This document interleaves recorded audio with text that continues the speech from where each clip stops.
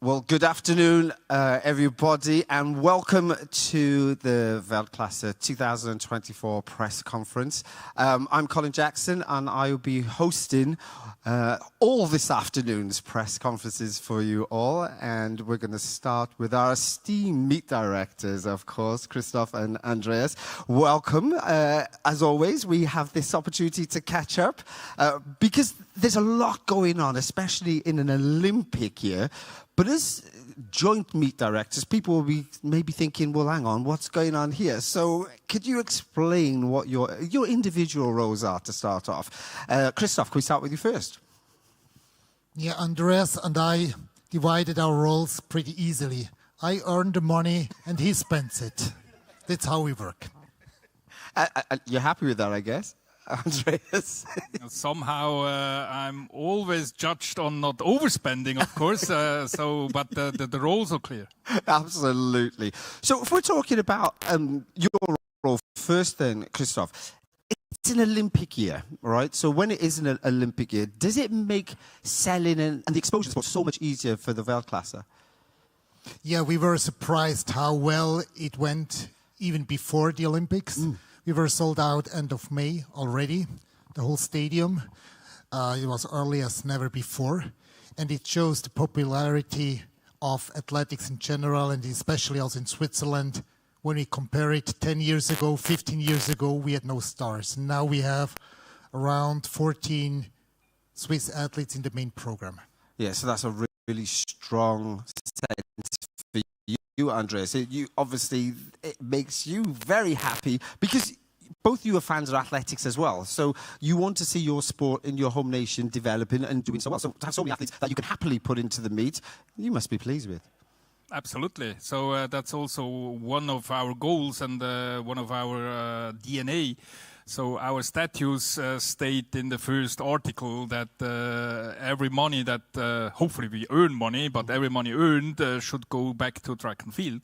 And that's what we do since years. So a high six-digit number of Swiss francs is going every year to Swiss athletics, to athletes, to talent programs, to youth programs. That's how we do. And of course, I'm pleased to have the stars, the Swiss stars, because that or the athletes that Swiss spectators can identify, and of course that's where the atmosphere comes from.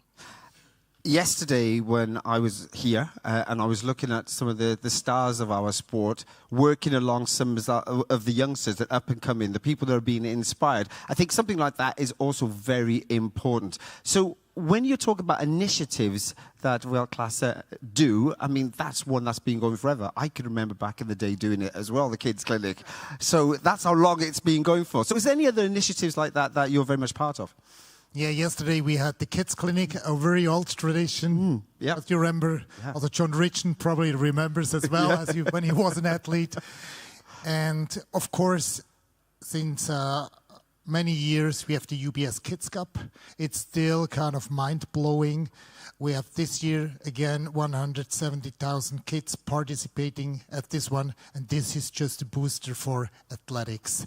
Also because with every kid, probably 2-3 adults are involved and get in contact with athletics. But we have more. We have, in the meantime, a long-term cooperation with the Zoo of Zurich. Oh, yeah? Every year we make a zoo run when it's the closed zoo. And then what we earn there, we spend for a good cause, for a project with animals. Also, you can connect to a different type of group. It's socially relevant.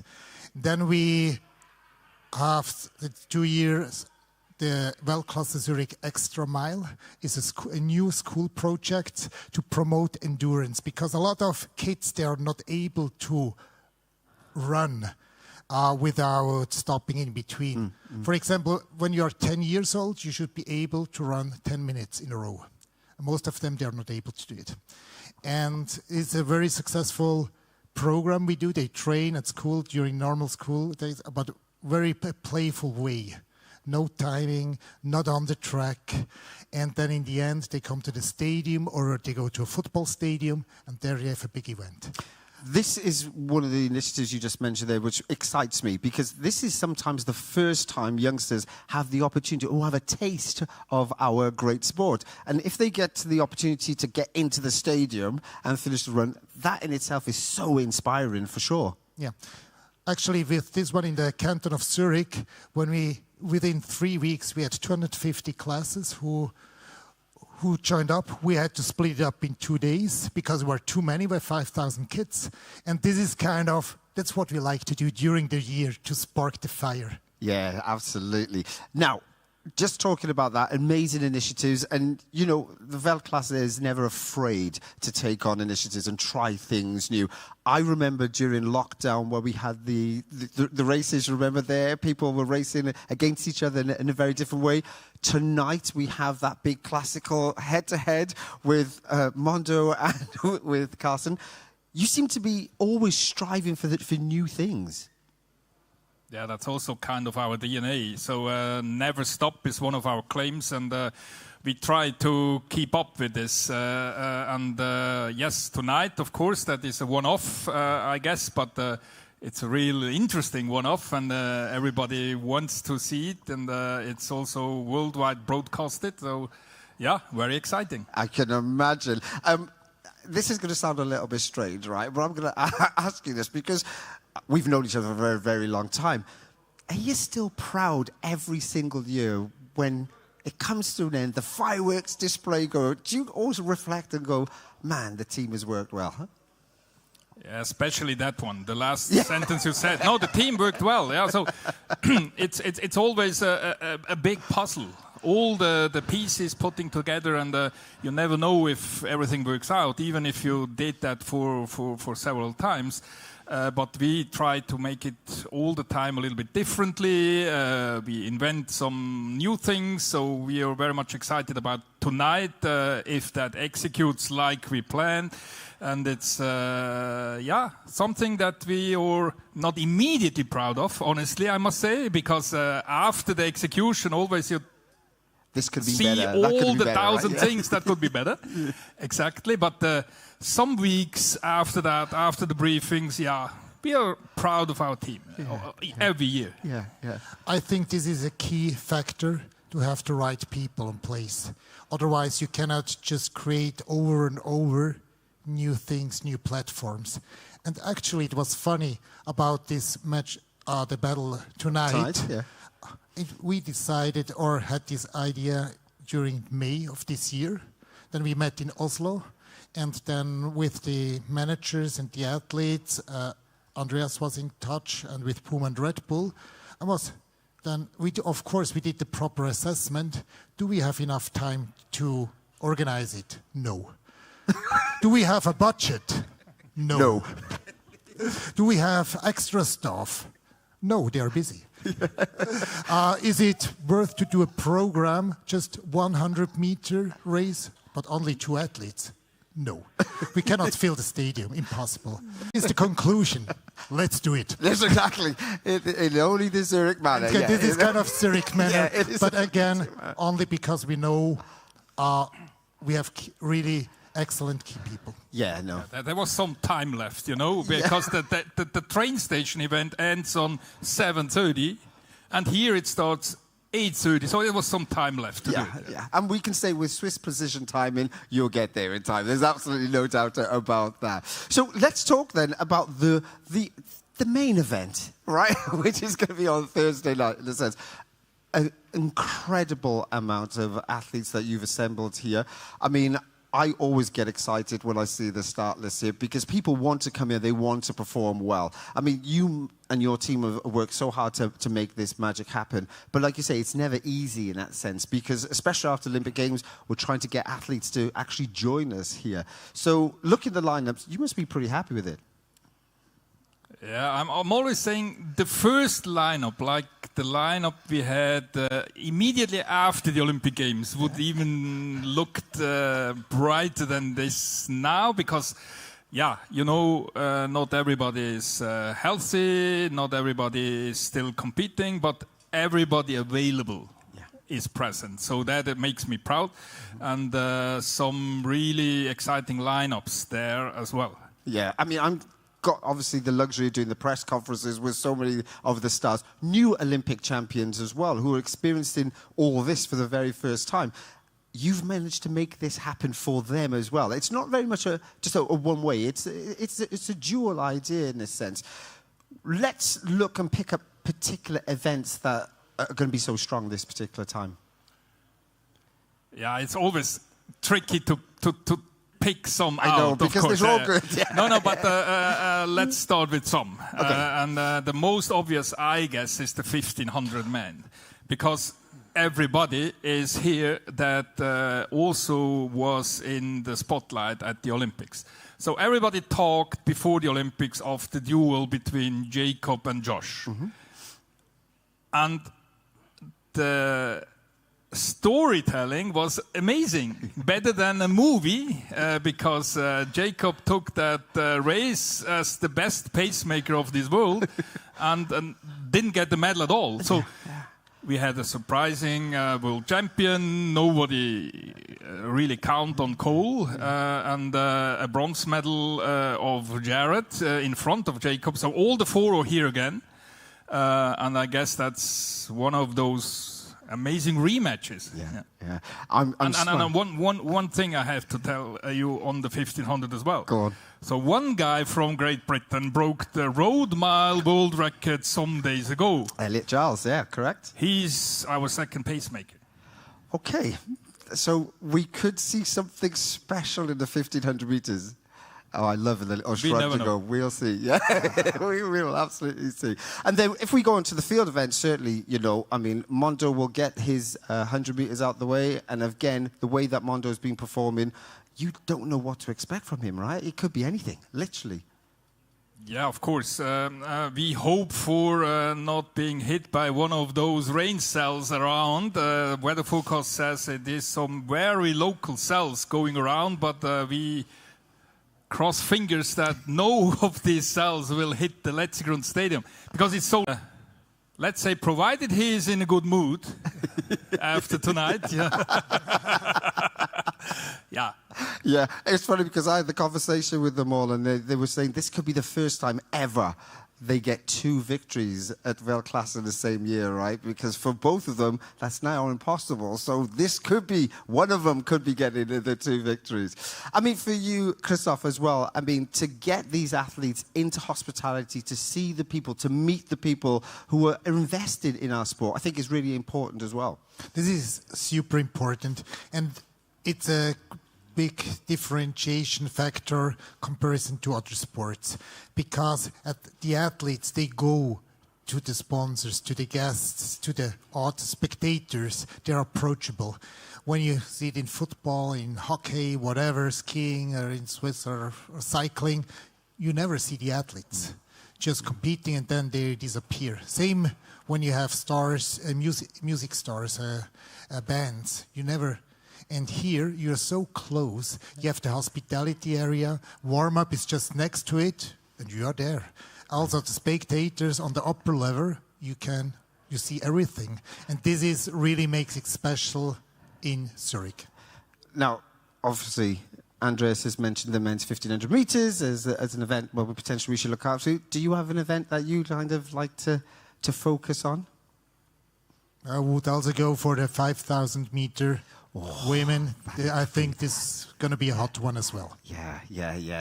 You can see they all love their distance, right? In that sense. So I have to call for the sprint side of everything. There's an exceptional women's 100 meters as well that is going to be here, so that's going to be exciting. The men's 200 meters is going to be phenomenal. The men's hurdles is going to be outstanding. Yeah, you've done well, guys. I must admit, you've certainly done well. Okay, to wrap up really quickly, because I know you are actually busy. You're not just here for a little bit of a chat. The outside, we have the Mondo, we have the Karsten. Deep breath, think carefully who you may offend when you make your answers, but where is your vote going? Who do you think is taking the special 100 meters tonight? Christoph. After the press conference yesterday, mentally, I think Mondo is even hotter than Karsten, but do not underestimate Karsten. Because it's kind of this Viking, he's there ready to fight back. And probably I would go for Karsten. You're going Karsten. Okay, there's a vote there for Karsten. Now, Andreas, you've been very quiet there. I'm not. I'm just hoping for a photo finish. So And the perfect storytelling would be one of the athlete leads at 50, quite with a margin, and the other one catches up towards the photo finish, and then only Swiss timing can tell us the result, and that would be the perfect scenario for myself. Absolutely. But who's going to win it? Well, listen, some of you know that I, since the age of 20, have been a coach myself. One of my favorite disciplines that I coached, amongst others, Marcel Schelbert, who won the bronze medal in Seville on the 400 hurdles, so your guess will be as good as mine. Okay, say no more. But I think, Karsten, you'd be very happy there's 2 votes for you, right? In that sense. And as a hurdler myself, because, you know, totally unbiased, of course, because I have to be down the middle, but all the poll voters were screaming for Mondo, and so I have to scream for a hurdler myself, so I'll go with Karsten as well. So he's got 3 votes there, all right? We'll wish him all the best. Gentlemen, it's been a huge pleasure, as always, catching up with you, and congratulations for delivering yet another amazing Weltklasse. And as always, thank you very much for the invite. So I will see you soon. Thanks a lot. Thanks you, everybody. Thank you very much. Thank you.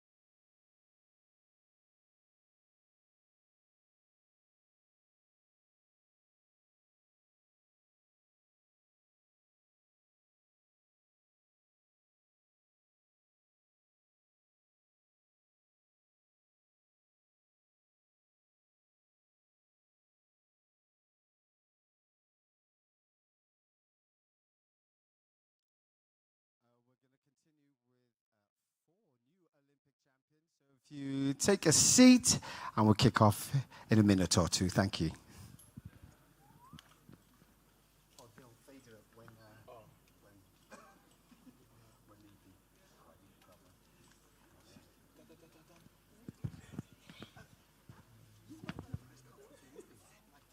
Other than we did the one-on-one in London,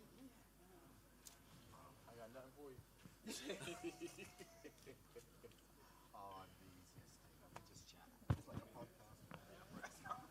It's a podcast, press conference, barbershop, everything.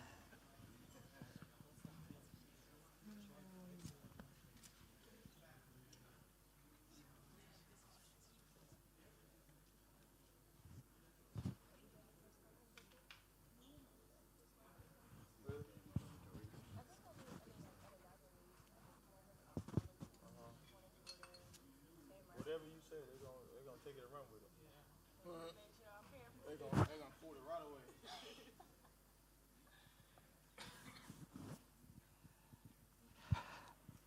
Well, it is a really great moment for me to be up on the stage with these incredible athletes here. All brand new Olympic champions, experienced this for the very first time. And I'm excited because this is kind of my field, right? I love this in the sprinting side of it. Masai there, of course, she won the 100-meter hurdles. Julien, of course, the 100-meter Olympic champion. Grant, my event.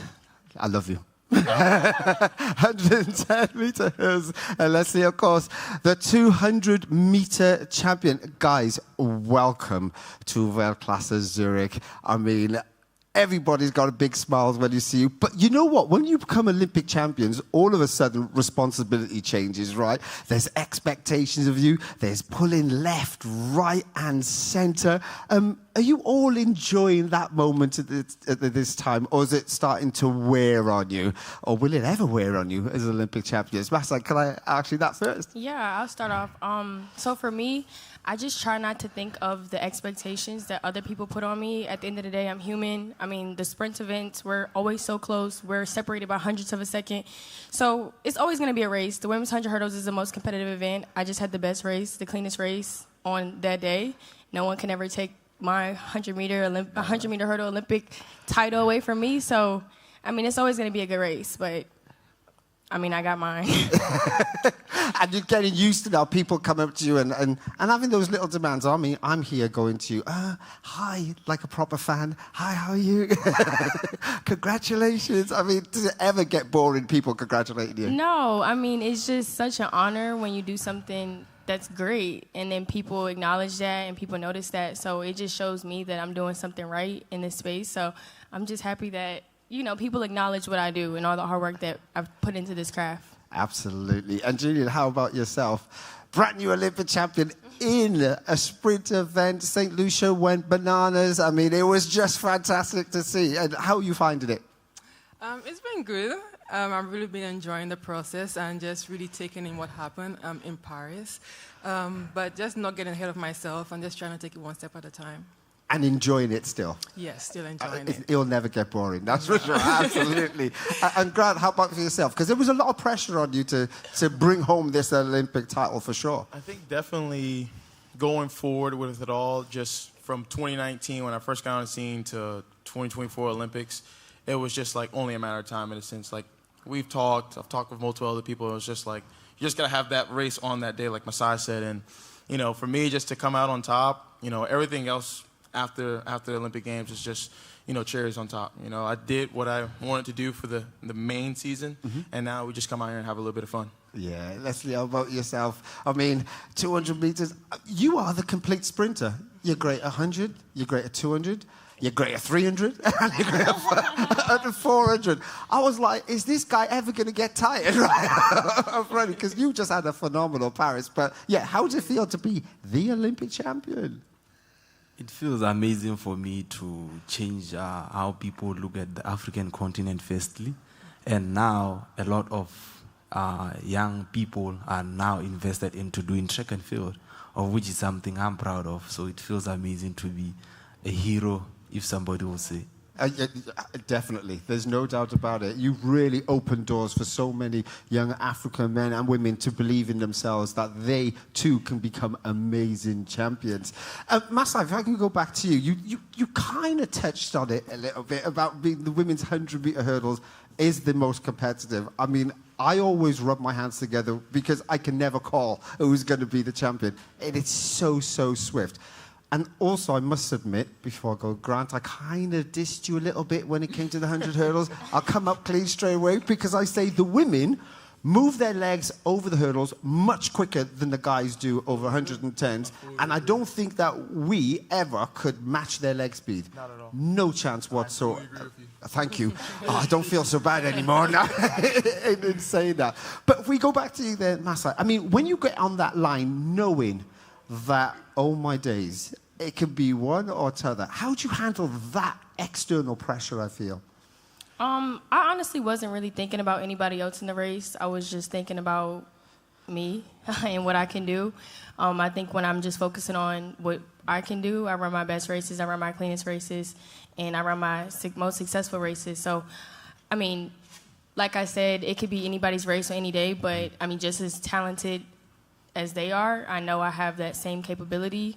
So I just, just focus on what I can do and just try to have the cleanest race because, like I said, whoever has the best in the cleanest race, they're probably going to win because we're all so talented. We're all so close. And the times are, like, just so close. Like, everyone, blinks, like, right? What is it? I think 13 women have run 12:3 this year. And, like, I don't think that's ever been done in history. Yeah. So it's pretty sick. When you think about the Olympic Games then, and the US champs, I'm going to do because to get in the team is pretty tricky. Yeah. So what are nerves like trying to just make the US team in the women's 100-meter hurdles? Yeah, I was talking about that yesterday. I can't remember who, but I was like, I was way more stressed making the team than actually like being on the line at the Olympics. And it's just because like there's no Olympics if you don't get through the U.S. trials, and the U.S. trials is like the Olympics within itself. That was the fastest run race ever, like the women's 100 hurdles, like statistically from start to bottom, like just averaging out all the times. It was the fastest race. So for me, it was just like, it's stressful because if I don't do what I need to do, then I'm not going to be on the team. But I just try to hone in and just understand, like, get through these 10 clean so that you can be on that flight to Paris. And, I mean, I did just that. Did it excite you, when you were on the lineup in that sense, the US champs? Were you like, I'm going to get there. I am going to get there. I was really just thinking about only thing I could visualize myself was doing was winning. Like, that's it. And I felt the same way in Paris. Like, I couldn't see myself leaving without a medal, but the only thing I visualized myself was winning. And, I mean, it happened. Yeah. For both the 100, at the U.S. Championships and at the Olympics. But, I mean, it was just I blanked out. I don't even know what happened. I was just, like, starting, and then I was finishing, screaming through the line. And then I seen the time, and it was a meet record. I was like, oh, shoot, like, I really did that. And then when I won in Paris, it was just like, I knew I could do it, but it was U.S. trials hit a little different, I'm not going to lie. Love it. Julien, for you, I mean, you train in an incredibly talented group. Surely that must help your performances as well. No, definitely. Each training session is like really high quality. It's very competitive. And, training alongside Dina Asher-Smith, Rashida Adeleke, there's also Kevona Davis in my training group. So just having a group with such high quality world-class athletes, it really helped me to train at my best and compete at my best. What's been the biggest difference you think this year for you then to make that step up to be the champion? Less races. Last year I had NCAA season. I don't have any trials, so I really just prepared for the Olympics. I think that has been the biggest difference compared to like other athletes and last year. Is there a favorite event for you? Because you came out to do the two or as well as one, so do you have that favorite event? Yes, definitely the 100. We all know how I feel about the 200, but next year, God's will, I'm going to work towards having a better attitude and work ethic towards the 200. Do you want to give some advice about that 200? I need some. I'll give some advices there and there. Yeah. And then Grant, if you ask you then, certainly, you get through the US Championships, you run quick in the US Championships, everybody's excited. I mean, when I was in commentary, people were saying to me, oh, is Grant going to break the world record here in Paris? I said, Grant just wants to win. Right? You'll have time to run fast. I mean, you'll just want to win. But what was your attitude?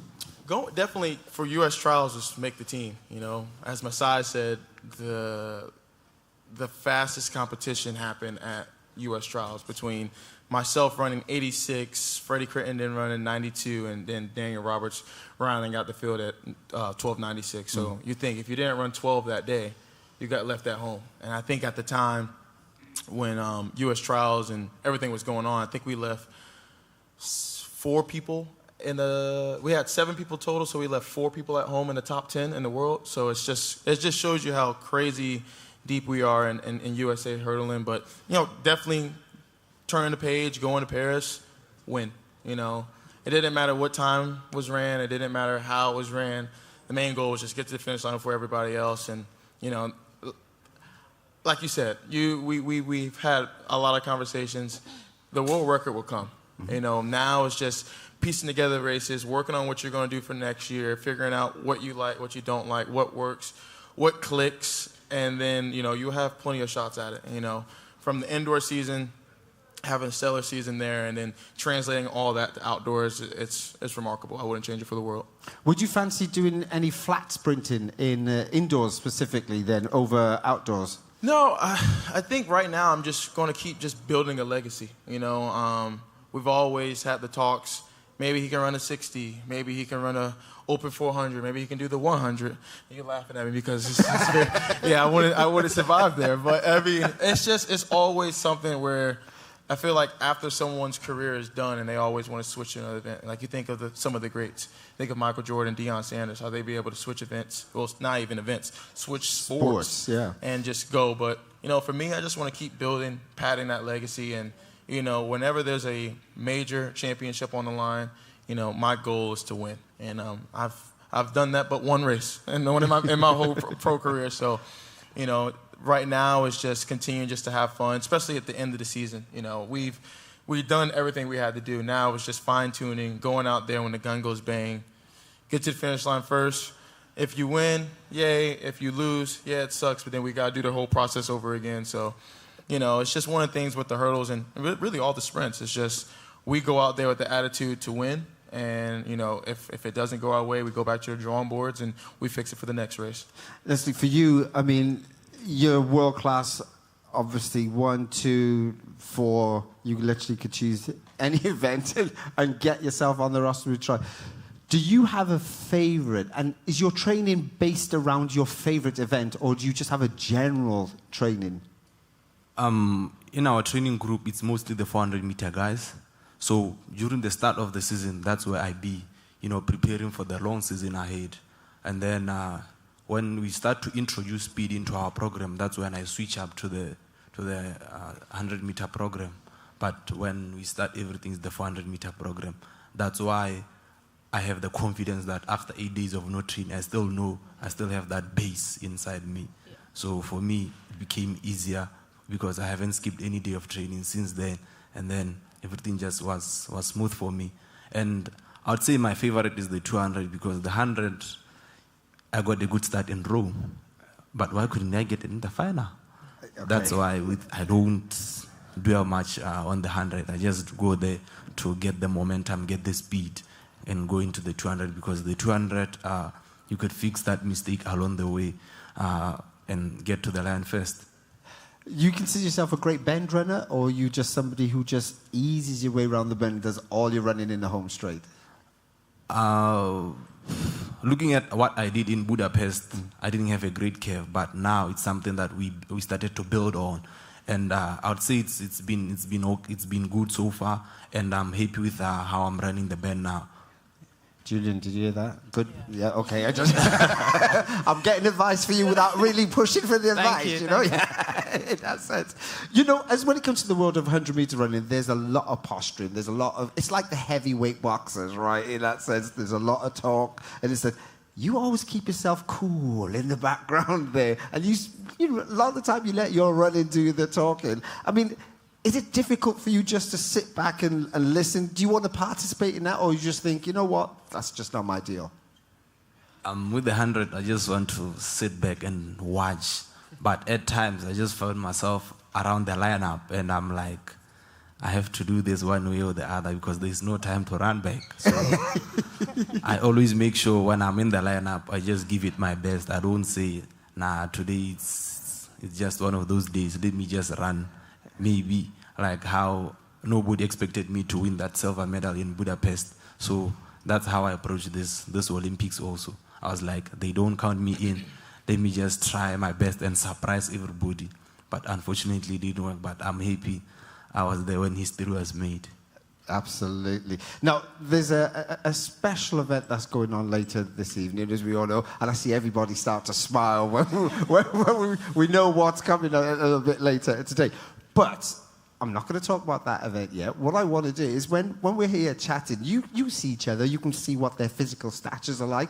What event you think they'd all be really good at? So, I mean, Julien, you're looking at Grant there, first of all. You're thinking, you know, he's a great high hurdler in this sense, but where else is he going? Are we going to get him over a 4? Could he run against Carsten in 400 hurdles? Maybe that'd be a good little race. I feel like you can't ask, you have to ask Tebogo, because they've seen me in college and they see me do all the events, so it's like, oh, let's just pick one up there. Yeah, but the thing is, what you may think you're great at, they're going, he ain't as good as he thinks, right? In that sense. So here's the time. This is the honesty mail, right? In this sense. Have at it. I mean, I've seen you since high school. Okay, yeah. So you're going 400. Yeah. 4 flat or over the sticks? Everything. Yeah. Oh, everything. Yeah. There you go. That's a hard one. I can't win. Now then, so you're good at everything. What do you think? You think he could come? 200. No, don't say no 200, right? Yeah. You know he's not going to do it, right? I mean, I've seen him run a great curve, I think, on the 4x1s in. I still got it. So I believe if he could take that curve and put it in the 200, he'll do it. Oh, okay. Yeah. That's the Olympic champion telling you that, right? You know what I mean? Yeah. We got to talk to our federation. Oh, let me be quiet. Okay, I feel you're saying you're available for everything. My Swiss Army's knife. Yeah, okay. Ready for whatever's thrown my way. It's gonna, you can read. Okay, that's pretty good. All right. Okay, Julien, Masai. I'm still thinking about that. What you think? 4 hurdles. Either 4 hurdles You or already 100. did it. I like both. No, I'm not tall enough for the 400 hurdles in the professional space. In the space. You don't have to be. You got heart, though. You got heart. Okay. ain't gonna take me to 50 points. Okay, I'm listening to this going, I'm taking notes for all these things. So we got 400 hurdles on. Okay, all right. And how about then Julien, Masai? I mean. We were talking about it in the car. So probably throws. I think that you'd be good at that. Like, Okay. Maybe like the discus.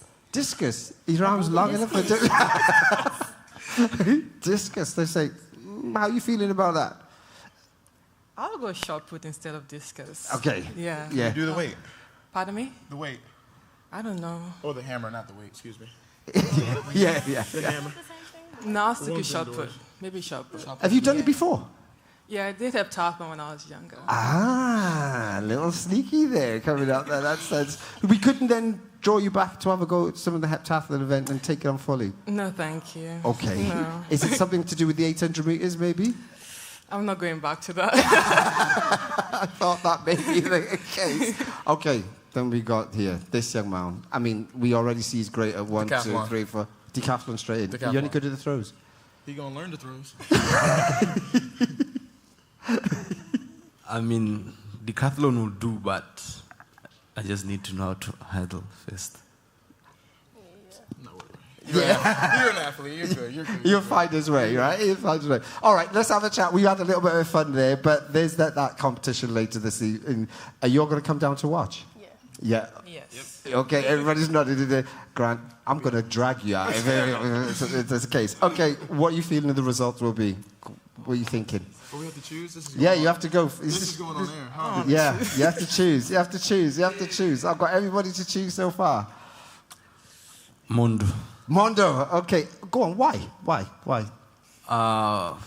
With the little experience that I've got, is that the 400-meter guys, they don't have that perfect start. Even me, when I switch up from the 400 to the 100, it becomes a little bit sticky from the blocks. But with Mondo, with that speed from the build-up, going into the pole vault, I'd say you'd win the race. Okay. So with that, I'd say Mondo. Okay, Mondo, go on then. Grant, here's your chance. I think it's going to be a Puma/Red Bull athlete that's going to win. I think it's going to be. I really don't know, and I have close relationships with both of them, so I'm not going on nobody's shit list before I get out of here. So I committed myself. I think it's going to be a Caucasian male that gets across the line first. Great answer. I hope you're not going to sit on the fence as much as this one. No, come on. No, I've been really indecisive. Like we spoke about it last night, and my agent gave a great analysis about who's going to win, but I'm on the fence right now. I really don't know. Yeah, all right. Okay, so we got two people who are abstaining.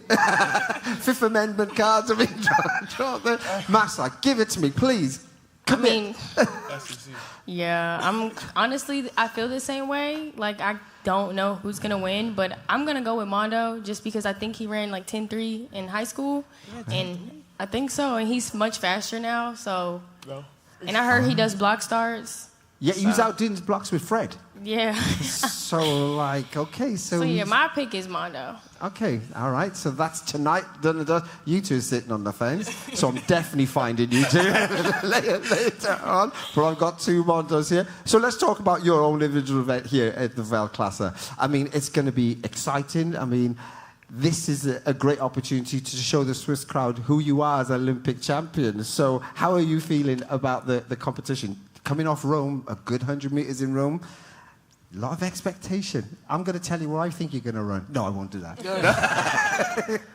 Rome was a confident booster for me because that same lineup is the same lineup for tomorrow. So I know what I'm capable of with that 9.8. Just easing up before the finish line, it shows something that people don't really know about me. So it's going to be a great day tomorrow. I'm feeling good. I'm feeling energized. Does that sound like a PB? I mean, it kind of sounds like a PB to me, without saying. I mean, if the conditions are good, then definitely something is going to be put out there, because it's Switzerland. So. Okay, and also then, promise me one thing, and then I'll leave you to that. Run to the line. Yeah, right? You know what I'm saying, right? Don't ease up for me, just run to the line. Okay. Okay, we got it. Great stuff. And how about you, Grant? I mean, lineup, you got strong, of course. When we always chat and I say to you, well, who's your main opponent? You always go, Jamaica, all right? And in the lineup, you have Jamaica.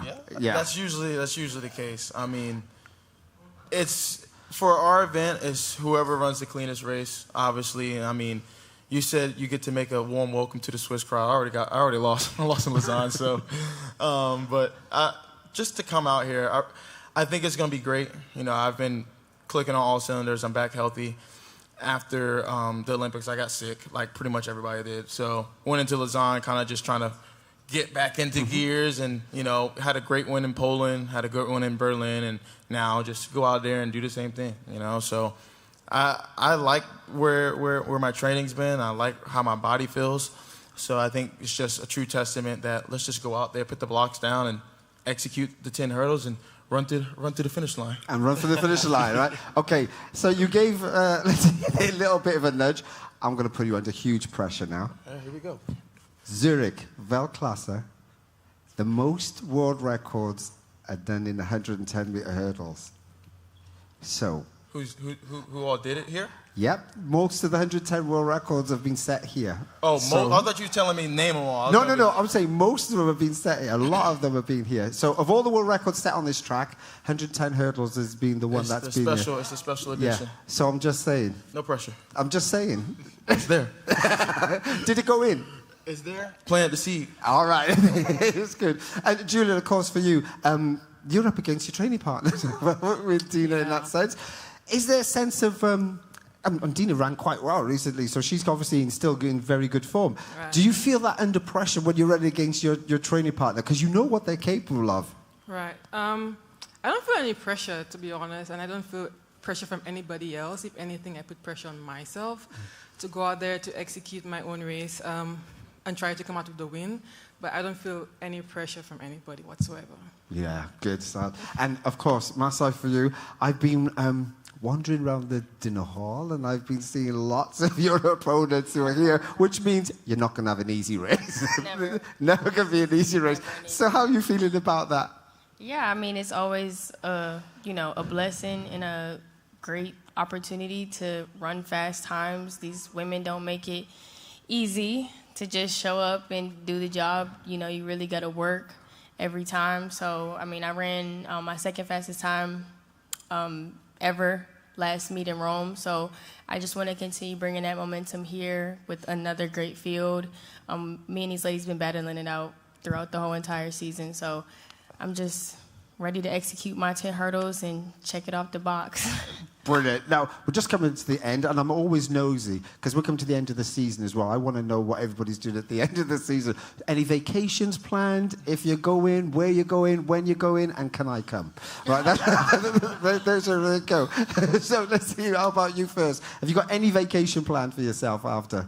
You deserve it, for sure. So far, I haven't planned anything. I just want to go to my farm, just take care of my animals a few days, and then probably I'll just plan afterwards when the mind is also relaxed away from the track. Because right now, I think I'm going to make a harsh decision. Okay, yeah, you can make a decision too early, right, in that sense. I'm just saying, never been to Botswana. Right.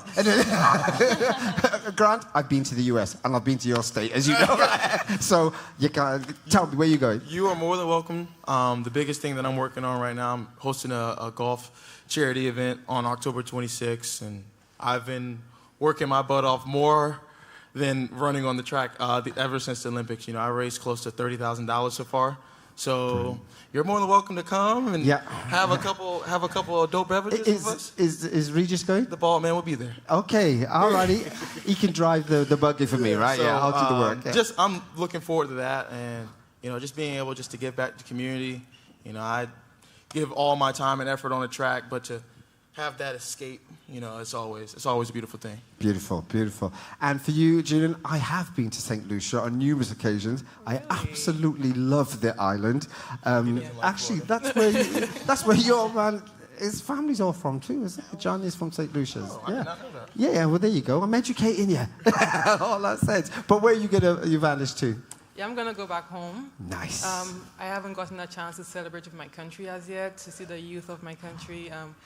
So I really just want to go back to St. Lucia and celebrate with them and maybe go for vacation after that. Still deciding on where I want to go. Do you know what? I love that. To me, St. Lucia is a vacation. Yeah. And Julien's like, oh, well, I'll just go back home. That's brilliant. And Masai, how about you? Yeah, so for me, I'm going to Bermuda for a friend's birthday and then taking a week off and then going to Mexico. And then I have a whole bunch of different, social engagements, news interviews, things like that. So a lot on the schedule, but the 2 vacations are on a nice island. Beautiful. Guys, listen, it's been a real pleasure talking to you all. Thank you very much for spending a little bit of time with us.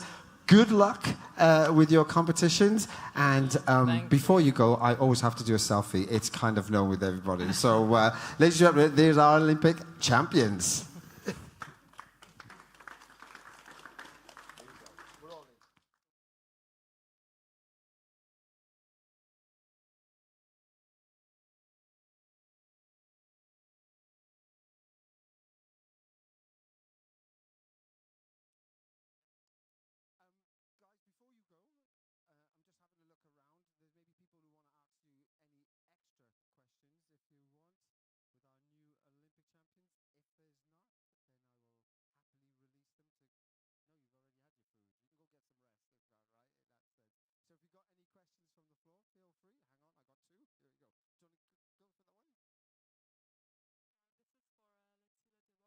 How did it feel to beat Noah Lyles?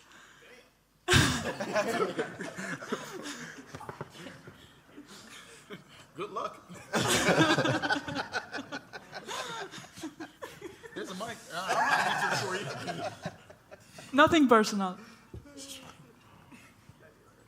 I mean, I wouldn't put it that way, but it feels amazing to be the Olympic 200-meter champion because after the whole thing, my mommy passed away. We just put much focus onto the 200 meters because the 100 we knew it wasn't easy. It needed so much work to be done. But with the 200, we know that any medal is possible. But me going into the final with what I did on the semi-final, it gave me a confidence booster. But to myself, I was like, maybe he's playing mind games. But when we went off the bend, I didn't see him on my left. I was like, okay, now it's just time for me to execute everything perfectly. Thank you so much. One more question? Thank you. Yes, I have a question for Julien. I mean, you've had an amazing year. Already last year was very good. So tell us how things have changed for you and just how much confidence this year has given you. It's given me a lot of confidence, I must say. I haven't really sat down and realized how my life is about to change or has changed so far because I'm still focusing on competing. In my last 2 events, I'm really not trying to get ahead of myself, but I do get recognized a lot more. I am celebrated by my country a lot more. But yeah, it's been really good so far. Okay, that is it. Thank you very much for questions from the floor, and thank you very much once again to athletes. Enjoy your rest, and I'll see you later. All right, thank you. So we got about 4 minutes before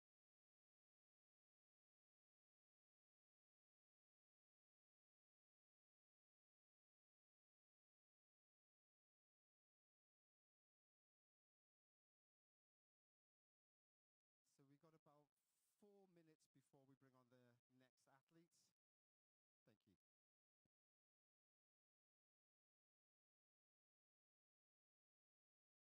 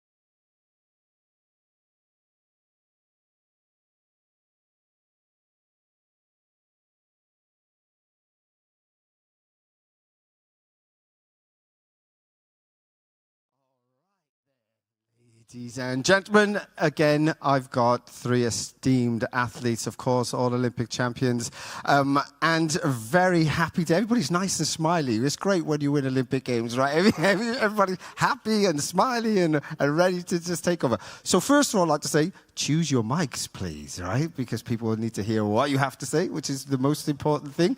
One? Oh, it's on. It's definitely working. Yaroslava, Ryan, and of course Markus. 2:10. It was an iconic world record. It's been there for such a long time. So I can imagine when you broke that world record, I did see the look on your face. You were pleased. that is for sure. When I jumped, I was so happy, and I have a lot of emotions, really, because I broke the record, was that 37 years, and I was, oh my God, I did it for my people, really. But after that, I have 1 week, I cannot do anything, really. I just run in a little bit, and we're talking. I watch Mondo, and he have, world record, and I was, oh gosh, really?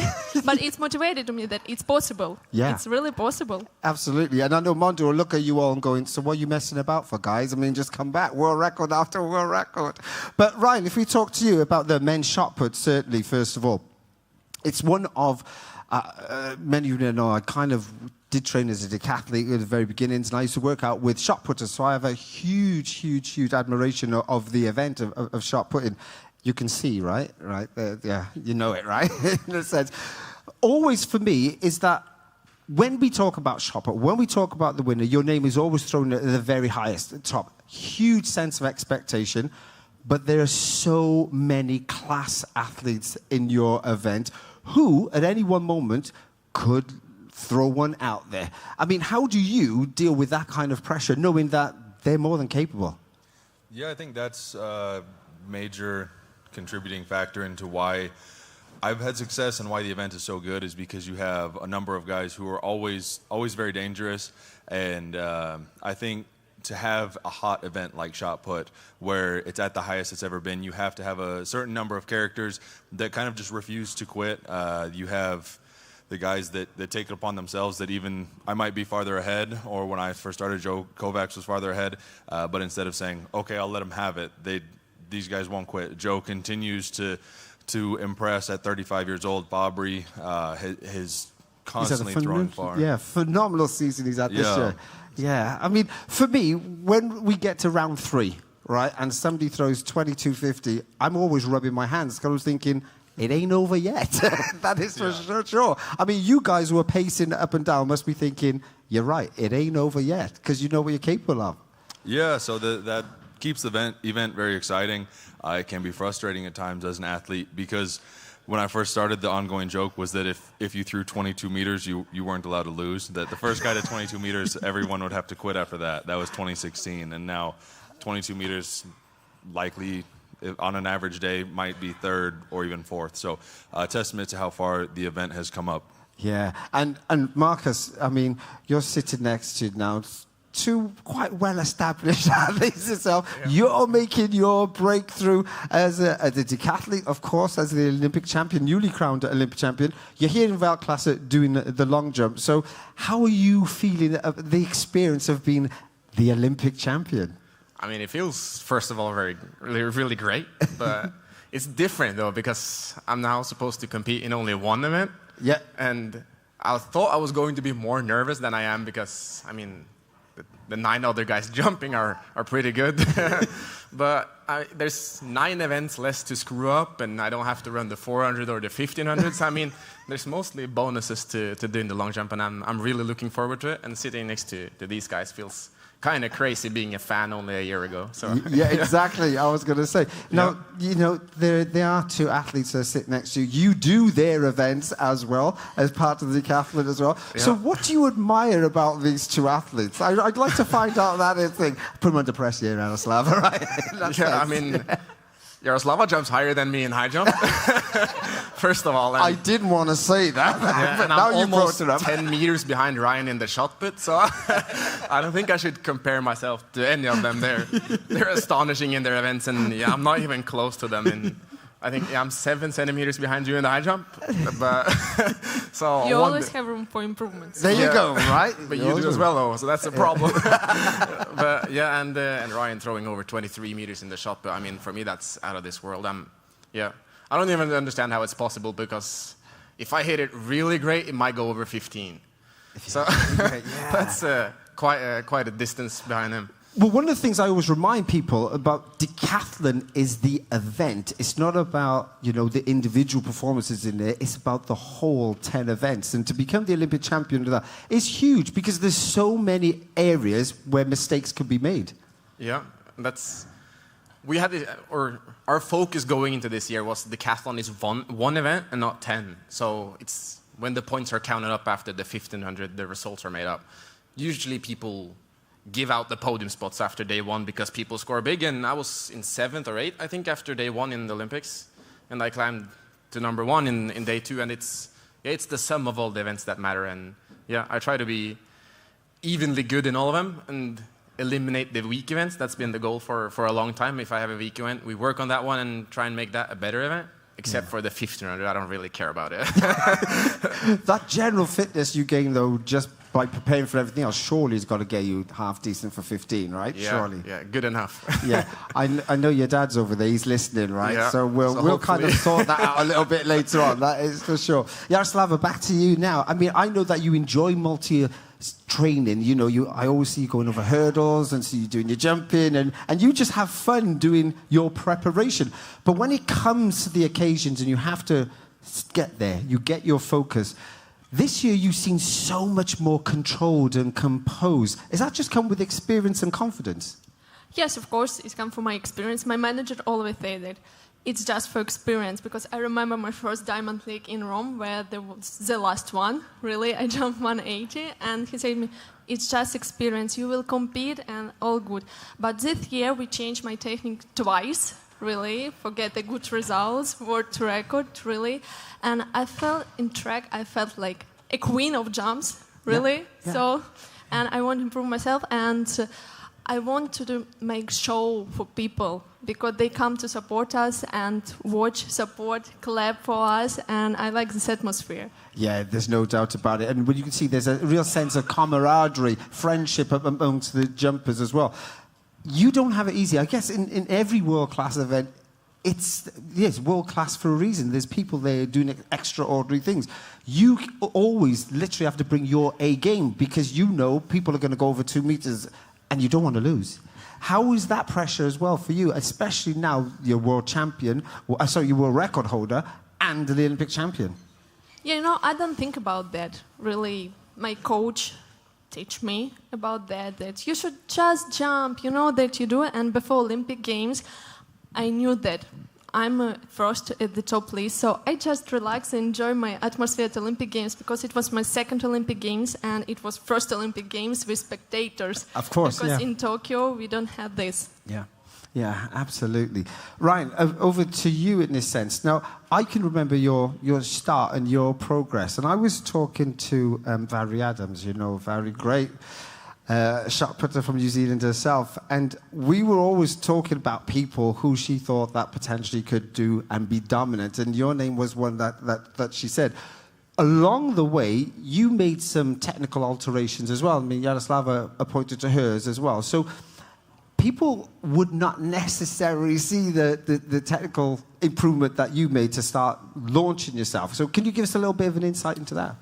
Yeah, so, I mean, for me, I've made a couple technical changes. So traditionally, shot put, you start with both feet facing the opposite direction you want to throw. I've rotated a little bit to the right and added a lateral step, and More recently, in the last couple meetings, have dropped that right foot back as well. So I'm angling 45 degrees out and making making that same lateral step. So the goal is to throw farther while minimizing room for error and inconsistencies. So it's a bit of towing the line, because if I want to really swing for the fences, you can occasionally have far throws, but at the expense of consistency. And I like to think that consistency is what wins championships. And so that is still kind of a cornerstone of my performances, is usually I'm pretty consistent and not quite as erratic as some throwers. So that's something that I factor in, but it keeps it exciting. That's the biggest thing with the technical change. After having done this for 20 years, I find myself, if I'm making a major technical change, excited to go to practice, excited for the next throw, and that in itself is a win, because if you can be mentally engaged, the performance will come. Now, unlike these two, right? Well, actually, hang on, I'm giving you a disservice there, Markus, but wait. Do you ever, when you nail it in training, have you thrown further than the world record? Yeah, I have. Unfortunately, I don't throw as far in training as I used to when I was younger, but almost a good problem to have. When I was younger, like around pre-2021, 2022, I used to throw farther in training, but it was extremely frustrating because you're throwing farther in training and it's not showing up in the meets. And so I like where I'm at now, more so that it's a good feeling going into the meet, knowing you're going to throw farther than you've been in training. And so that's a level of confidence, and much more frustrating to the struggles that I had pre-world record, because I had 6 meets where I would have guaranteed that I was going to get the world record, and I didn't get it. And so that was a bit of, just mentally frustrating, thinking, I know I can do it, I'm going to do it, and then you come up short. So that is difficult to overcome. So it's almost a sense of relief when I finally did do it. Yeah, I can imagine. Markus, over to you now. 2 world record holders. Yep. 2 icons. Yep. 9,000 points on the agenda? Or should I just ask your dad? Yeah, he's got more.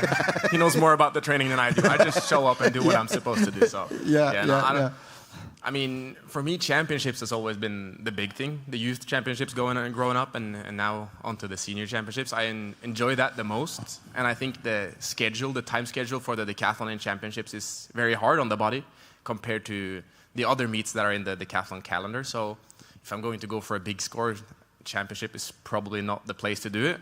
But the championship is always going to be the big goal for the year. So we're going to prioritize around that. But if I scored 9,000 one day, it would be a dream, but we'll see. Time will show. Yeah, you're young enough. Lots of scope for improvement. Yaroslava already told you, get your jumping gun, right? And I said, right, this next you can get your throwing sorted, mate, right? And you can get that in order. So, 9,000 points have got to be there. Ryan, if I can throw to you about the discus. Right, I gotta throw to you about that. Coaching the Olympic champion in discus. When did you have the time to coach the Olympic discus champion and win the title yourself? Yeah, so it makes for a busy schedule. The one nice thing is that Roger does lift with me at my house, so that saves on some time in that we lift, in the barn in the backyard. So, okay. But there was also a lot of complaining because there's no AC and no heat. So in the winter when it was, below 0 Celsius in the barn, that was a lot of complaining from a Jamaican. I can imagine. He did not like that. But no, he's been an excellent kid to work with, and he's progressed so much in the last 2 years. So it's been awesome to see. And it was much more stressful because I've never coached at a major like the Olympics. So way more stressful being a coach than it is being an athlete, for me at least. All righty. So, Markus, did you look at your dad then? Because now you know, right? He's telling you he's always telling me more that. stressful. But I don't believe him, but maybe I should now. Now you heard it, right? You can certainly hear that. And then the swing-on question towards that is like, why have I not seen you throw a discus at a major championship then? If you can coach the Olympic champion, I mean, surely you can be the Olympic champion. Oh, there's a pressure, isn't there, right? It's been a while since I've been doing the double. Unfortunately, the way that I throw the shot and the disc, they're similar, but my worst habits in the shot are my best habits in the discus and vice versa. So it was always, if one was going well, the other one was going poorly. So it would be interesting to return to it after focusing on shot for so long, if in my brain I could have them diverge technically. And so there's a part of me that wants to throw the discus. I'd often now in my 30s look at Roger and the other discus thrower and think like, wow, that would be nice on the body to throw discus, because it is easier on the body than the shot put is.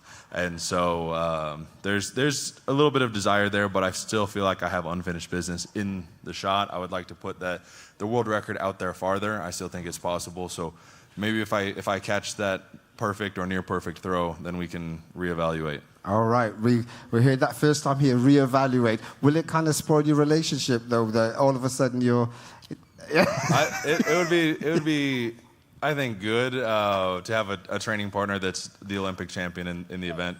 The ongoing joke with Roger is I never let him win in anything in training. So nothing in the weight room, no med ball throws, and no jumping. He can never win in anything. So I think he has, it's like we compete in something almost every day. I think he has like 2 wins on the year. So it's a good indicator if I did go to discus. All right, I like that. And he also is the Olympic record holder. So, yeah, oh man, pretty special. Yaroslava, we're here. We're in Zurich. You've already said that Mondo's kind of put it out there to say to people, no excuses for no world records. Can I expect 2:12 from you then? Is that what you're saying to me? 2:11. Okay, yeah. I'm just going way fast. Yeah. Forget the 2:10, 2:11, go straight to 2:12. No, yeah. Yeah, of course I want to improve myself really, but at the main start of Olympic Games, for me, it's hard to focus track and field. And really, if we talk about situation in my country, it's a lot of rocket attack for the few days. And for me, really important focus. And I won't just get fun at track, really. But of course, I want to set a new record too. Yeah. I'm working for that, really. 2 more competition, I have a chance. Yeah, absolutely. And you touched on the situation at home in Ukraine. I mean, how important is it for you to really keep giving your nation hope? Yeah, after world record, I received a lot of messages from my people in Ukraine. They were so happy for me, and I was so happy that I did it for them, really. And of course, it's important every competition to show people that we continue fighting and we are strong, that we will win, definitely. Yeah, well, you've already got that winning mentality and delivering when it really matters. So, yeah, there's no doubt about that. I mean, Markus, you have the opportunity, because there's not many occasions that, I guess, decathletes or heptathletes come and hang around with the best in the world at individual sports as well. So, I mean, you've got the coach here of the Olympic champion in discus. I know you kind of like the discus. Yeah, I mean, it's one of my favorite events. Yeah, I know that. It's probably the event I train the most. There you go. So, any little questions, tips you'd want to get here now from Ryan? Because maybe he can give you that magic thing that will take you over 60 meters. Yeah, I mean, if you're the coach of the Olympic champion, you probably have a lot of tips to give to a decathlete. So, I mean, if you were to give me some tips, that would be amazing. Yeah. So, did you mean if I had any questions right now? Yeah, if you got anything, you can certainly get it from them. Yeah, maybe it's a very hot topic for me right now. I'm struggling with getting my right foot out the back. It's too slow.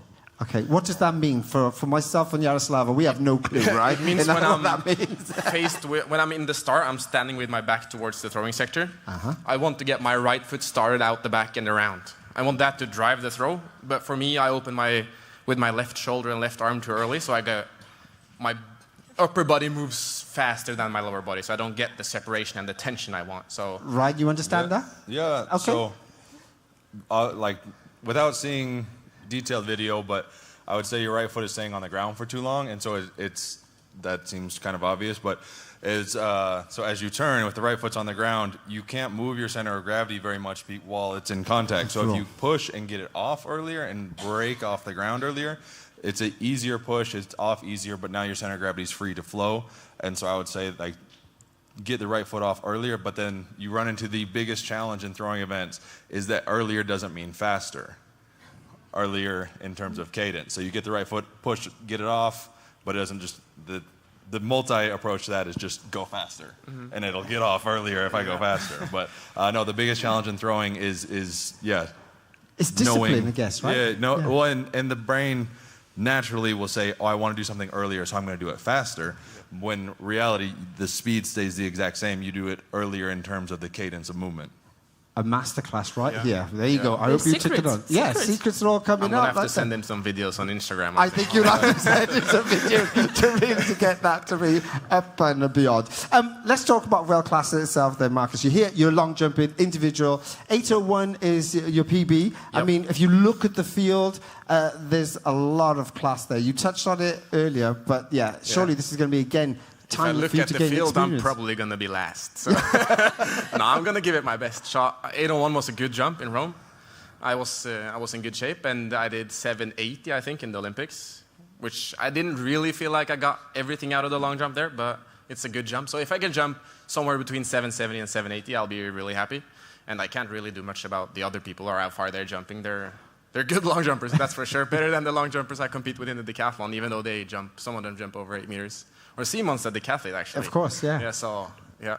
No, it's going to be fun. I'm really looking forward to it. And, yeah, I'm going to try and enjoy it. I had a week off after the Olympics. I didn't know I was going to compete here, so I ate a little bit too much and enjoyed my time off. And then all of a sudden, I got the opportunity to be here, so it was mission save the shape. Mission save the shape. Yeah. You're doing all right. I mean, when you get to my age, you know it all just falls apart as hell, right? In that sense, can't afford that extra week, I tell you. I mean, Ryan, for you, I mean, the competition, again, is always strong. I've looked at the list. I've already applauded the meet directors for pulling together a great field yet again. I'm not always sure the athletes are happy about that. Sometimes you'd like a break. Yeah, it would be nice to have an easy one, but those are few and far between. Yeah. What can we expect from you? I'm excited. My performance in Rome was very solid. I didn't have that big throw, but 6/22 is kind of a gold standard. And so the consistency is oftentimes an indicator that there is a big throw there. So 6/22, I feel like I was just throwing into the same hole on 3 of them at 22:20, 22:30. And so it has me excited for this late in the year to have that level of consistency and knowing that there is still a big throw there. It's much more mentally engaging and exciting. And I know that Fabri is throwing well. He had a big foul in Rome as he's had a couple of those recently, and Joe is looking solid as well. So it'll be a great comp, but I'm excited knowing that I have a big throw in the tank. I just have to find it. Excellent. And I know you've already answered the question, haven't you? You know what you want in that sense. So I'm going to actually open it out to the floor now. If there's anybody who's got any questions to ask even more of our Olympic champions, feel free. Nobody? Yeah, you see, you're also engaging straight away. Oh, here we go.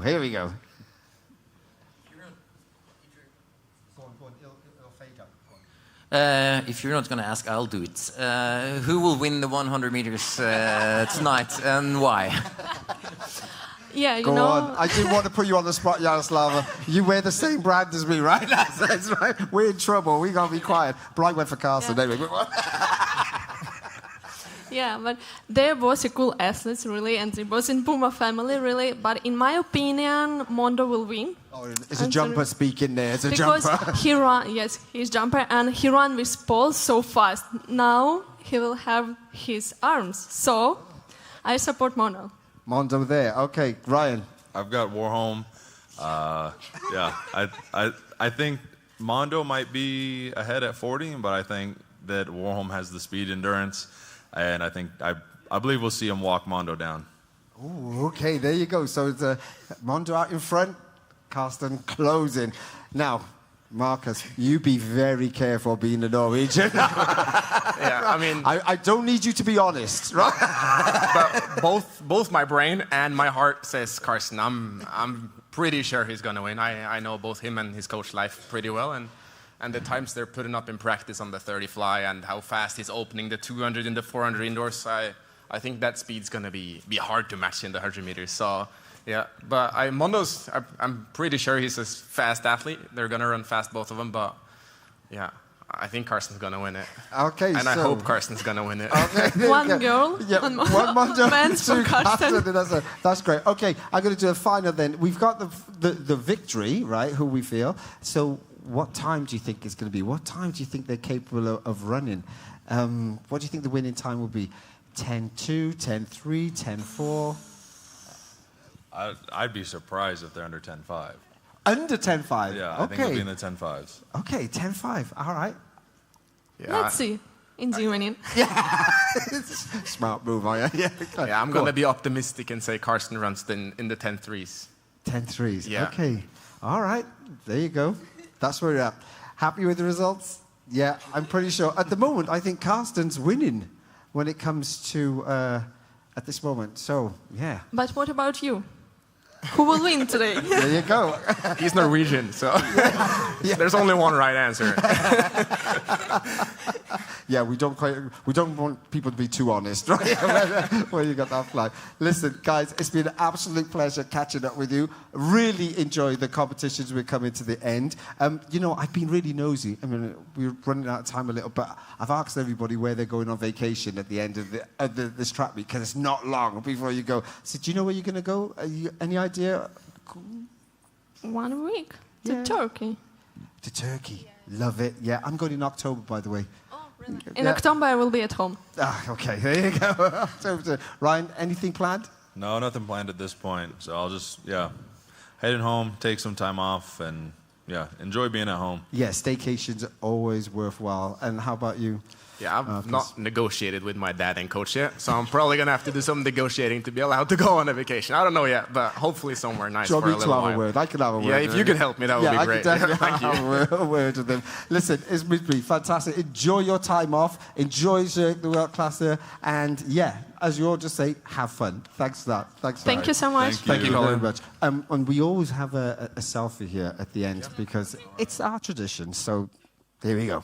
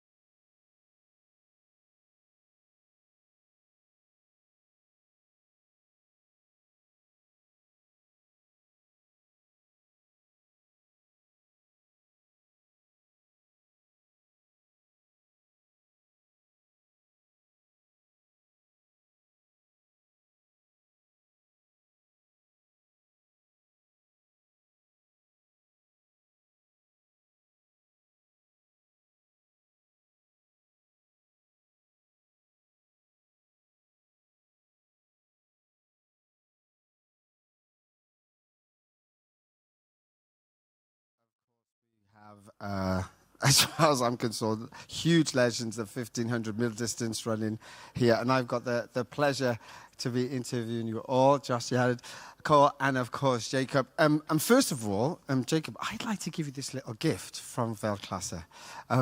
You could happily open it and show what it is, but it's a very special little gift that we want to just give you.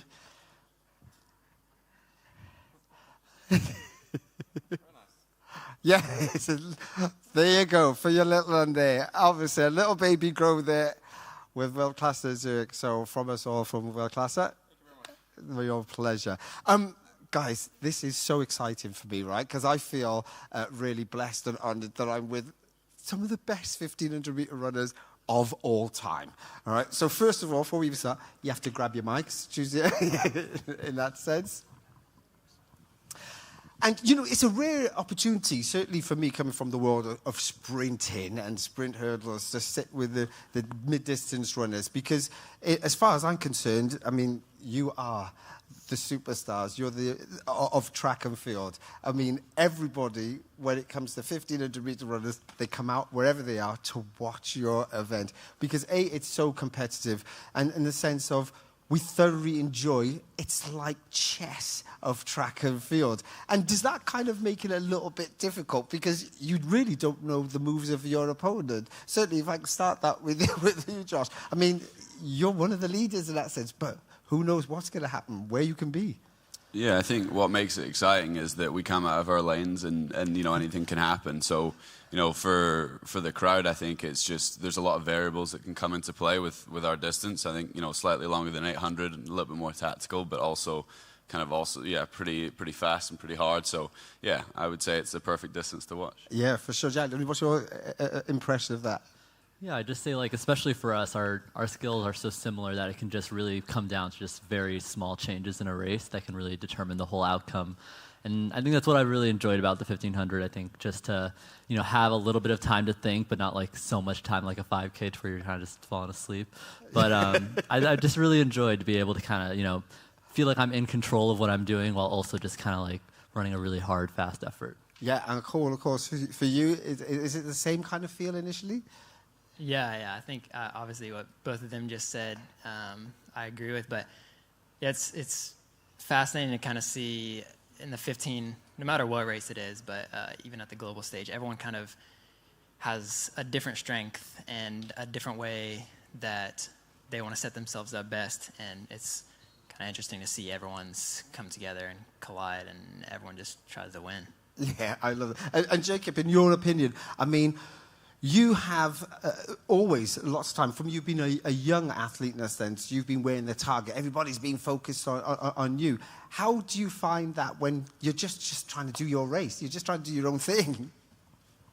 It's obviously depends on the circumstance. It's a good position to be in because you can kind of more dictate what's going to happen and how the outcome is. Of course, that's the position that everybody wants to be in, is to kind of decide what's going to happen and decide the outcome. But at the same time, it's a unique position to be in, where we can be quite a lot of runners all fighting for the same thing, but actually, you know, have some good fights. So I think that's everybody wants to see, and I think we're all excited to do our best and win tomorrow. Yeah, absolutely. I mean, if we look about, I'm going to take you to be a very naive 1,500-meter runners, when none of you are. But if you were going to give advice to an up-and-coming youngster in 1,500 meters, how would you tell them to play the game of 1,500-meter running? Because it's not quite the same as 8, and it's not quite the same as a 5K. There's a lot more that's going on, and I think it's more intriguing in that sense. So how would you build their confidence to be able to run a good 15? You know, I personally think all of us here have done the same thing, which is just race a lot when you're growing up and learn what kind of works for you, because what works for one of us here doesn't work for everyone. Yeah, exactly. You know, figure out your strengths, your weaknesses, and put yourself in those positions as much as possible, because winning is a skill, it's an art, and I think, you know, it's really important to put yourself in those positions, no matter the level of competition. So, yeah, get in the races and, you know, find out who you are as a 15 guy. Yeah, would you say the same? Yeah. Yeah, and I'd add to that, just to, you know, you got to find the fun in it, especially when you're at a younger age. I feel like so much of track at that age can be like, you can overinflate it a lot of the time because, you know, you're still like a teenager or something trying to figure out a lot of things. And, you know, track, especially at that age, I think should just be more of a fun thing that you enjoy versus like something that you're going to be like constantly stressing over. And I think that's what it was for me, and it's kind of what helped me like learn to love it a lot and really, you know, continue to want to get better in it, was just because I early on found a really good love for it and had a ton of fun in it. So just make sure you're enjoying it first. Yeah, and Cole, would you agree? Yeah, you agree with those sentiments? Definitely. When you're young, you got to find the fun in it and find the love. But I think you can talk about a lot of like strategy and all that, but if you just focus on winning, you know you're going to get put in some races where you get beat, but then you're going to win some, and then you just keep focusing on winning, you're going to get faster. And that's, I feel like what the people around me kind of helped me do when I was growing up and getting into the sport, and I just kept on winning. Yeah, and do you back up that then, Jakob? Is that you've got to have that fun element before you start to race well and take the pressure on yourself? It's difficult to tell, but I think for a lot of people, it's all about finding something that you can master. But people will not always, master it the first time. So I think it's important to look at personal improvement, and if you can, be consistent and work towards something, eventually you will master it in some form. And I think that's very giving with what we're doing, is that we feel like we have something we can bring to the table and constantly keep improving. I think we spoke to Ryan Crouser about that, and Ryan said one of his big strengths is that he's consistent. He can apply what he does consistently. I mean, with you guys, and I'm going to use the word unfortunately, you can't have a sense of being consistent because there's so many things that happen in front of you. So people could stop and check back stuff. I think I want to clarify that a little bit, because if you're better than your competition by a good margin, which Ryan he's quite dominant, he means that he's consistently winning, but maybe not his performance is consistent. Throwing far is what he said. He wanted to, Yes, but even his performance can vary quite a lot. So if he throws 22 or 23, the difference is quite big. So he's somewhat inconsistent in even his performance. It could be conditions or whatever, but he's consistently being able to do his 100%. Yeah, and with you guys, because there's so much things that are going on around you, you may not have that real genuine opportunity, especially in major championships, for example, because you've got titles to win as well. But I use the word traffic. There's people around you all the time that may just track things back. And does that make it difficult for you to have that sense of what I want to do, how freely I want to run? Yeah, I mean, we only get one real major championships a year, so does everyone. But, again, it's talking about variables. If you're talking about, shot put, there's not other people in that circle trying to push you around, is there? So, for us, it's, trying to figure out how consistent we can be at the highest level. If that looks like, a race every couple of weeks, or it looks like a race every month, that's just kind of your own journey. But, you just got to go out there and pretty much just try and nail exactly what your goal is that day. And not every day can be your best day, but I think you can definitely peak multiple times throughout the season.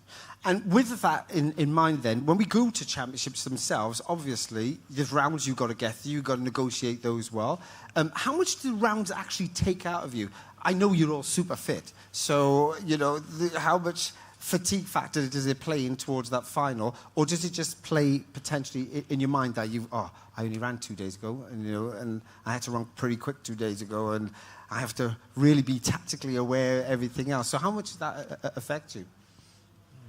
I'd say, looking back in the moment, it doesn't really feel like it affects you as much as you might think. When you go out and race those races, I mean, I for one had like an awful very first round, and I think the biggest thing from that was just like, learning and moving on from it and not like making sure I'd make those same mistakes again. But, like running those times, like I would think that, it would slow me down a little bit, but then we all ran like 3:27 on the final. So it's just like, I don't think it really has as much of an impact as you would think it does. But, mentally you gotta like take those things in well and be like, okay, got that done, moving on to the next one, and then just like keep looking forward a little bit. Yeah, I mean, you ran personal best to win the title, the Olympic Games, in that sense. Did you feel that performance was in you? Yeah, I definitely did, and I think that's kind of the blessing and a curse coming from the U.S. trial system. Everyone knows how hard it is to make a U.S. team no matter what event, because it's pretty much set up exactly like the Olympics. So we have 3 rounds there, and then I think that gives the U.S. the ability to send who's the best 1,500 runner over 3 rounds. And so that gave me a lot of confidence based on how I ran trials. And then I had the same feeling going into the Olympics where I got 2 rounds under my belt. And if anything, I kind of felt warmed up. And ready to roll. Yeah, that's it. Jakob, I mean, you're just coming off a great world record set in Poland. I mean, you're still obviously full of running. The meet director here is so looking forward to this 1,500 meters. I mean, for you, is this an opportunity again to run very, very quickly the 15? I think obviously we'll have to see tomorrow. Unfortunately, I caught an infection after my race in Poland, so not had the best preparations, but I'm here to obviously do my best. I want to race. I want to see what we can do tomorrow. If it's going to be a world record, maybe not. But I think it's going to be a good race and a good meet. And there's a lot of people that come here tomorrow, even tonight, bought tickets to come see some good action. So I think that's what they're going to get. Yeah, I think lots of people are looking forward to it.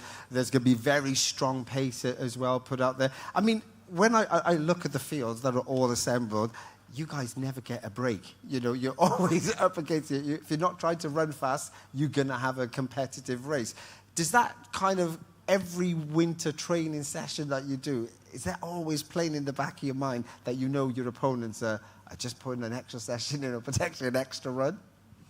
You know, I think, at least from my point of view, I've done pretty much the same winter for 5-6 years now, and you know, it's kind of what my body's capable of. It's why I'm able to stay away from, you know, injuries and illnesses and stuff throughout the winter and you know, throughout the whole season. Really, I know what my body's capable of. I know what I can do. So I'm a little bit more selective in what I do. You know, I took, you know, a month off after the Olympics just to make sure that I'm, you know, ready to go for this one. And you know, it's hard. You know, being on the road is difficult. You know, living out a suitcase for months on end is difficult. So it was nice for me to go home. I was able to go back to Scotland, to go back to my club, and you know, give them that experience that they deserved. But you know, training's very consistent and very similar for me every year, to be honest. Yeah. Would you amplify that? Yeah, I'd say just in the winter, a lot of it is just kind of dealing with your own things. I'm not too concerned about what everyone else is doing, especially that early, but mostly throughout the year as well. I think a lot of it is just like, what can I do? What am I capable of? And like, you know, take those races as they come. But especially in the winter, I think it's just like the one time where you can kind of just really like focus on yourself and like, you know, get some good work in. So yeah, I just say it. Yeah, for that grind, they say. I mean, we know, Cole, that you love running the distance as well in that sense. You love pushing out yourself and testing yourself in that sense. So you bring that strength, obviously, to your 1,500-meter running itself. Do you find yourself to be a good tactician as well? I like to think so. Yeah, and kind of what you mentioned, I've, you know, built a really good 5K base this year. You know, relative to my previous years, and I think that's evident in my 1,500. I feel like I've always had a lot of speed, a really good turnover. It's been my strong suit, and so yeah, I mean, this winter that was a big factor, and it's stayed a factor all through this build-up, and yeah, I think it's evident in my progression. Yeah. Jakob, for you, I mean, you obviously doubled at the Olympic Games, 5 and 15. Would you ever consider dropping down a distance instead of going up a distance and having to go at the 8? For that, I would need to qualify. We have faith in you. We definitely have faith in you. Never. No, you wouldn't have said so too in that. Well, you know, it's just been a fantastic opportunity to sit and chat with some of you guys, trying to get a little bit of insight of what is going to happen tomorrow night. It's going to be, yeah, so we're very excited about that. Before I open it out to the floor, there's another little race that's happening tonight, which I'd love to get your opinions on, whether it's going to be Monto or Carsten. I mean, there's lots of big hype about this particular race. I mean, what's your thoughts on that business? Yeah, I mean, this is what we're trying to do, right? We're trying to entertain. We're trying to put on great performances to the fans, everyone that's coming out. But, you know, I would put my money behind Carsten personally. I think, you know, just from the experience of more block starts, I mean, I haven't really been into the deep depths of what Monda's been doing, but I would say that, you know, that's his job. You know, his job is to get out and get over the first hurdle. So I would say that, you know, that would be where my money went. Okay, a little bit of fun. Do you think it could be Carsten? Let's take that. All right, yeah, how about you? No, yeah, I think I'd agree with that. Again, I don't really know a lot about what Mondo does, and I know he's really fast, and that's what makes his pole vaulting so good. But I still feel like I think we'll like track runner solidarity a little bit, just to. I'm with you. Solidarity in that sense. So yeah, I think I'll have it, but you never know. I know it's going to be really exciting for sure. It certainly will be in that sense. And Cole, you've got an opinion on it? I'm picking Carson, but I really have no idea, just based on the fact I've only seen Mondo run holding a pole, so I don't know. Carson looks like a beast when he's out of the blocks. I don't know. That's my pick. All righty. And Jakob, I mean, you don't have to. I'm probably a little bit biased. Yeah. But with that being said, I think Mondo is probably the fastest pole vaulter of all time. Of all time, for sure, yeah. So if it was 60 meters, I'd put my money on him. But last 40 is going to be tough against Carsten. Yeah. So it's going to be an interesting one. And if you're going to find your way there potentially to sit in the crowd and watch it, or you're just going to stay back at the hotel and rest for your own races, what are you going to do? Yeah, we got a job to do tomorrow. Yeah, you got a job to do in that sense. Yeah, you got a serious job to do. Let's see if we got any questions from the floor. Yes, we certainly do. The mics are on the way, guys. Yare, Cole, congrats on being signed to Grand Slam track, and it was just announced. Can you both talk about what you're most looking forward to with the league, and kind of a follow-up with that? Of course, you three, along with Josh, right? You're now all signed. Who would you like to see as the fourth racer as part of Grand Slam track? So yeah. Okay, so yeah, first I am very excited. I feel like Grand Slam does a lot of really fun things, and the idea of running 2 events at each race and just be able to know like consistently I'm going to be racing like Josh, Cole, and someone else like every time. I think this kind of helps overall just getting your racing into better shape a little bit. As for a fourth person, I think I kind of want like an 800 runner, honestly. I think if it's going to be 1500, 800, the 800 is like literally half of it, and I know, I think 800 runners could probably run a faster 15 than they give themselves credit for, especially in like a non-paced race. So, I'd probably see, I don't know who exactly, but just like some like, high-level 800-meter runner. Yeah, I think the people want Jakob, but I guess probably more of a 3K, 5K. But I don't know, whoever would want to hop in, whoever's the best 15-800 guy. Yeah, I mean, I'm excited. I think, head-to-heads are, what we love in the sport. It's why you guys are going to watch that 100 meters. It's why, we've got all 4 of us here tonight. So, yeah, I think that's what's going to be really exciting 4 times a year. Like you're saying, I mean, the 800 is, I wouldn't say we have the strongest 800 between the 3 of us. I think it would be nice to get a 141, 142 guy in there.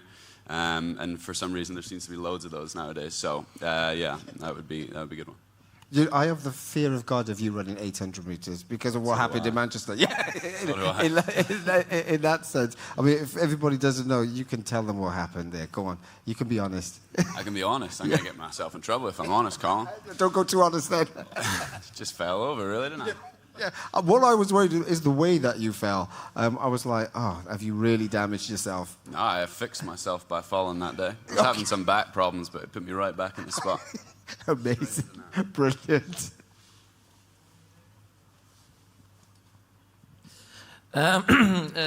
What does this Grand Slam running mean to your participation in the Diamond League next year? And I also would like Jakob to comment on the fact that the 3 of you are in the Grand Slam track now.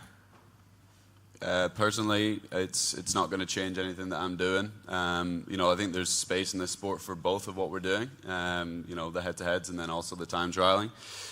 I think it will be. This will be my 2nd Diamond League of the year, and I'm sure I'll be able to squeeze 2 in next year too.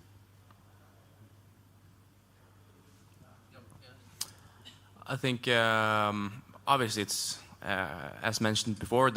What we're seeing tonight is good for everybody.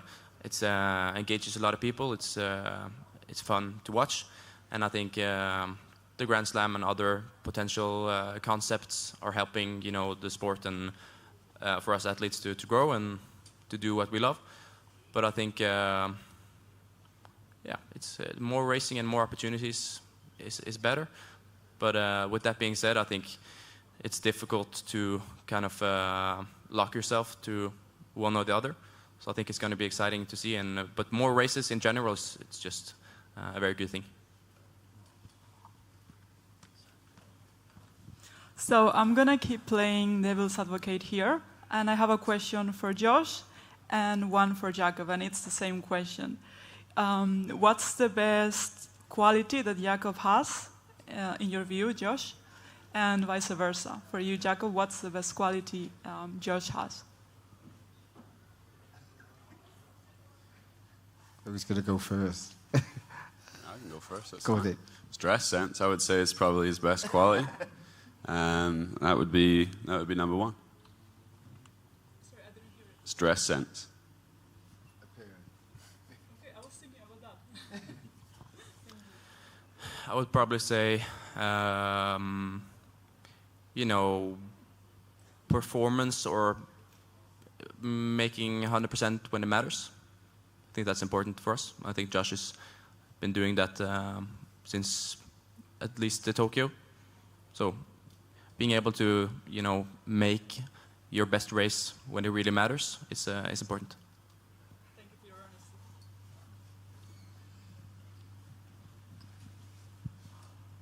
Oh, hi, could I ask Josh how things have gone since Paris? Have you been up to altitude again? Have you just kind of ticked over in Scotland? I think you mentioned meeting your old club mates earlier on. And also a quick one for Cole. I'm interested in how your training partners have greeted you since you won the Olympic title, because I think you've been reunited with athletes like Cooper, for example.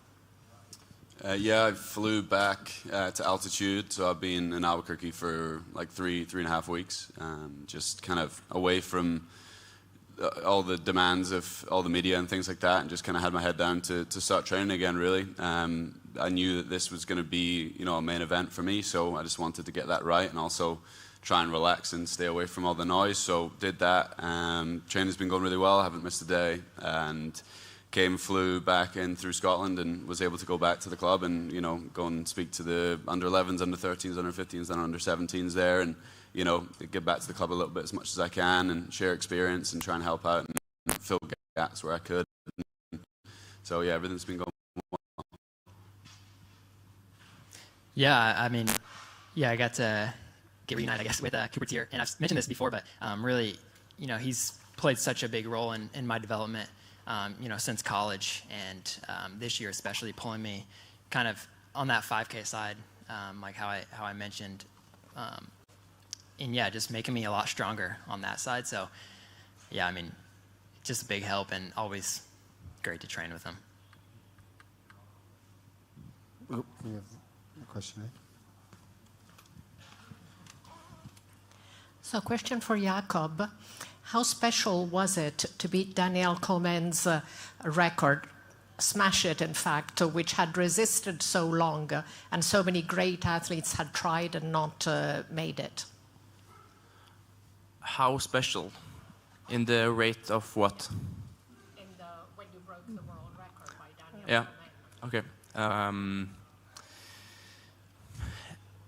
8.9 out of 10. No, it's obviously getting out what you're capable of in a race is what I want to do in every race. And pole and everything was pretty smooth. I felt strong. I got good help from the organizers and the pacemakers, and it was a good race. Time for one more question. Okay, two. Just quick for Jakob. I know after Lausanne bounced back after the Olympics, you had a really great race there. I think after the race you said, thanks for showing up to Cole, and you kind of like put your arm around him. I'm curious, like kind of what you meant by that. I think it's easy for an athlete like Cole was in being able to perform the way he did in Paris. It's easy for him to just say, okay, I got what I wanted and I'm out. But he's here, so I think that tells a lot about him as a person and as an athlete, that he's here for the long run, and he doesn't just want to pack his bag and go home. And we've got one final question. Jakob, can you say something? How has your training been since you got sick last week, and what are your expectations for tomorrow? everybody told me that I was not supposed to be here, or I shouldn't be here. But I've been looking forward to all of my races after Paris. I think Lausanne and Silesia is equally as important for me as any race. And of course, I want to do as good as I can to show up and hopefully get a good race. But sometimes the preparations is not always perfect, so it's been a little bit on and off and trying to do the best that I could. Rest, I know that I was good in Silesia and felt pretty good a couple of days after, but still it's a setback. So what it means, I don't know. But I'm here and I'm gonna spend the next hours wisely and hopefully be as good as I can tomorrow. Thank you. Generally, it's been a huge honour and a pleasure actually to spend a bit of time with you. Some of the world's best all-time middle distance runners are here with us, and we'll have the luxury of seeing them perform tomorrow night. The best of luck, and I've thoroughly enjoyed it, so thanks for spending a bit of time. And before you all vanish, we got to do the normal, as the others will know, we got to do the normal selfie. In that sense, but thank you, gentlemen, and good luck.